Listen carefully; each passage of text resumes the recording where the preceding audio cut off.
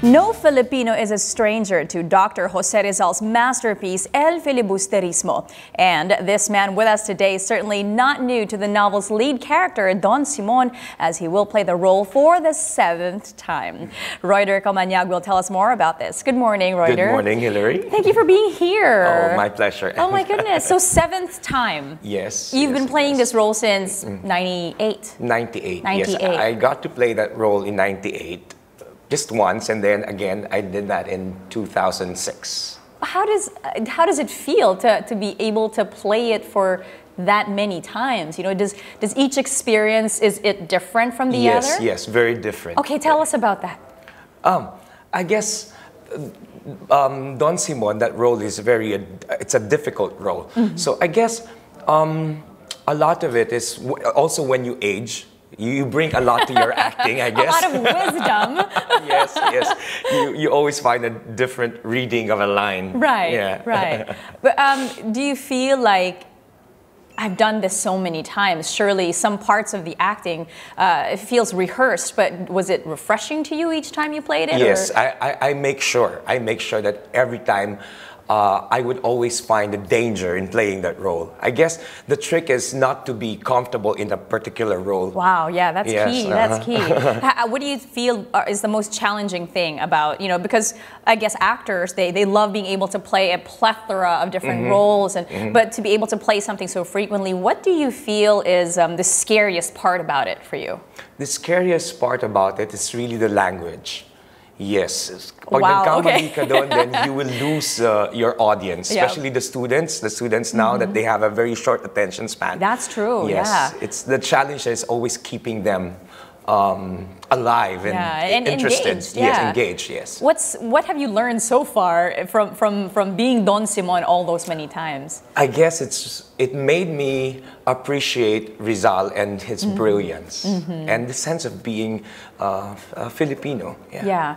How would you translate yung essence ng patriotism and nationalism back in those days when El Filibusterismo was written? How do you as an actor translate that to the millennials of this generation? And the surprising part about that is it's still the same. It's still the same. Oh, okay. It's Jose Rizal and his sentiments and the message is still very much relevant to this day. Timeless. Yes. So Gantimpala Theater, what is their approach coming into this? Like, this has been staged many times by other people, other productions, and what is their take on this? This version now, I guess we're para mas dramatic yung approach niya. The director, he concentrated in like the confession of Don Simoun, the character, and to another character, Padre Florentino. So maraming flashback na nangyayari para ma-thread talaga yung journey ng character. All together. Aside from the acting itself, you know, the challenges of acting out the role, what's the set feel like? The set, it's very, very simple. Very simple. Pero nandun pa rin yung the main stage, and there's an elevation for the second level because the second level is very important. Kasi doon in-establish yung play, the Vapor Tabo. Dalawang level yun. The mayayaman sila, yun, they occupy the upper level, and the mahihirap, they occupy that. So not many of the youth today are familiar with this. Kasi they have other preoccupations. What, if they're watching this morning, what can they expect from this play? Like, they're thinking, siguro, nako, subject lang to sa school. Yun yung challenge no, that pag pinanood nila yon, dapat hindi nila makita it's just a subject. Dapat maintindihan nila, yun pala yung sinasabi ni Rizal. And this is very important because it is for them. Up to now, I guess, yun talagang sinasabi ni Rizal na ang kabataan ang pag-asa ng ating bayan. Nako, kailangan talagang siguraduhin natin yung pag-asa ng bayan. Okay, I guess my last question would be, what do you think is, just on a personal note, no right or wrong answers here, your own personal take on the version of filibustering in this generation? My version? It depends. It depends. Malalim ba? Oo. Sobrang aga. But what do you feel is the most, parang the simplest way that we can sort of bring that kind of passion again I to guess society? ikaw bilang Pilipino, sa maliliit na pwede mong gawin para sa kabubuti mo bilang tao at bilang Filipino. I guess. I really feel the passion that you have, not just for, as an actor, as a thespian, but even, you really take this to heart, the message of this play. And I think that's what makes you a fantastic actor.